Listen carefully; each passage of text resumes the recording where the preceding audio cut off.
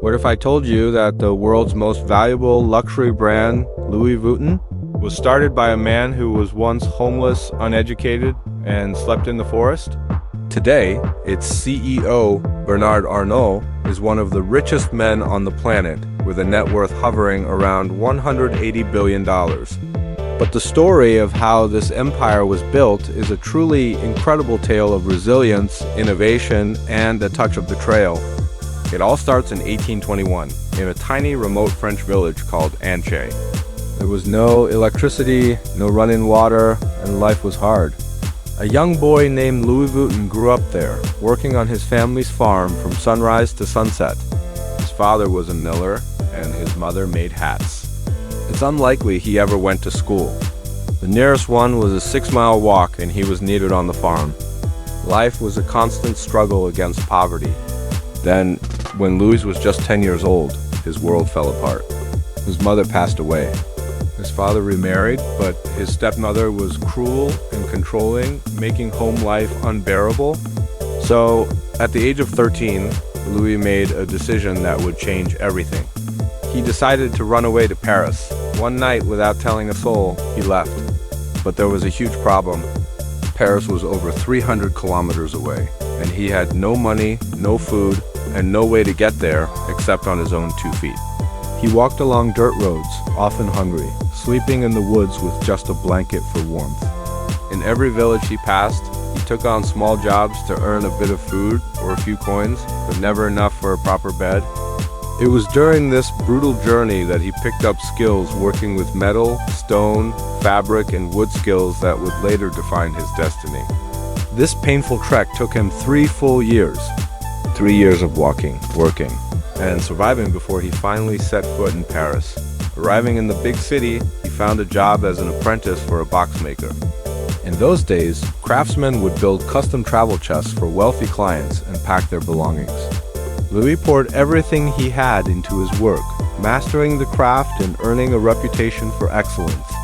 His work was so good that in 1851 he was appointed the personal box maker to the Empress of France. For most people, this would have been the peak of a career. Going from a homeless boy to serving royalty was an unbelievable achievement. But for Louis, it was just the beginning. At 33, after getting married, he took his life savings and opened his own workshop.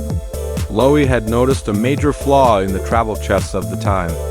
They had rounded tops to let rain slide off, but this made them impossible to stack. He experimented with a new material canvas, which was lighter and more water-resistant than leather. This allowed him to create something revolutionary, a flat-topped trunk. It was a simple idea, but it changed travel forever, making it more efficient and stylish. His new trunks were an instant sensation among the wealthy elite. Orders poured in from all over the world.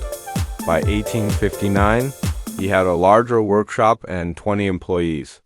As train and ship travel boomed, everyone wanted quality luggage. Louis seemed unstoppable, but disaster struck again.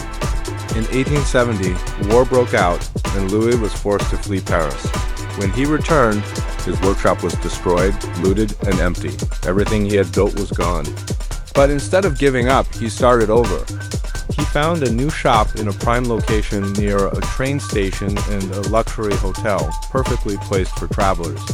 In 1872, he introduced a new striped beige canvas design that became iconic.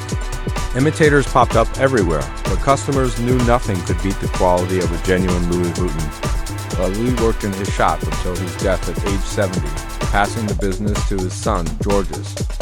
Georges was a visionary in his own right. He expanded internationally, opening a store in London. To combat the rampant counterfeiting, in 1896, he created the legendary LV monogram pattern that we all know today. He also invented a revolutionary theft-proof lock for the trunks. By 1900, the company had 100 employees, each one a master craftsman. The brand continued to grow, even venturing into handbags. The story goes that Coco Chanel herself commissioned a custom bag, which later became a bestseller. After Georges' death, his son Gaston took over, but he faced the darkest period yet, World War II. Paris fell under Nazi occupation.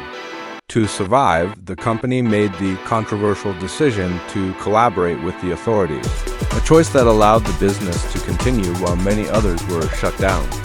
Without this dark chapter, the brand might not exist today. After the war, the company passed to Gaston's son-in-law, Henry Racamar. Henry was a shrewd businessman.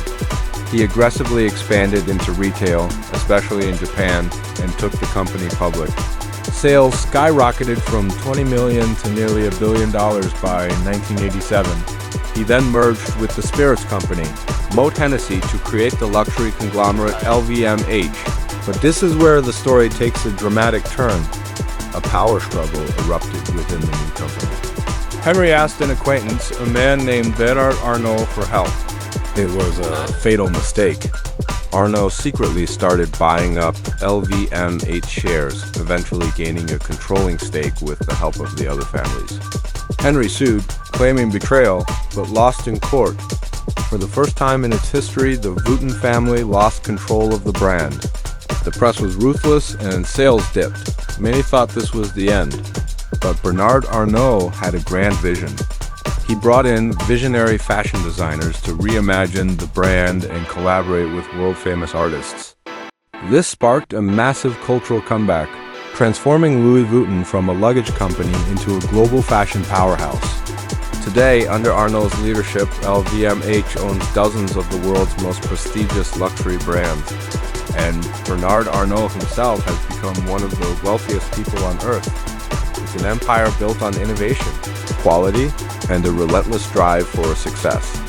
And to think it all started with a poor, hungry, and homeless boy walking towards a dream, refusing to ever give up. Thank you so much for watching.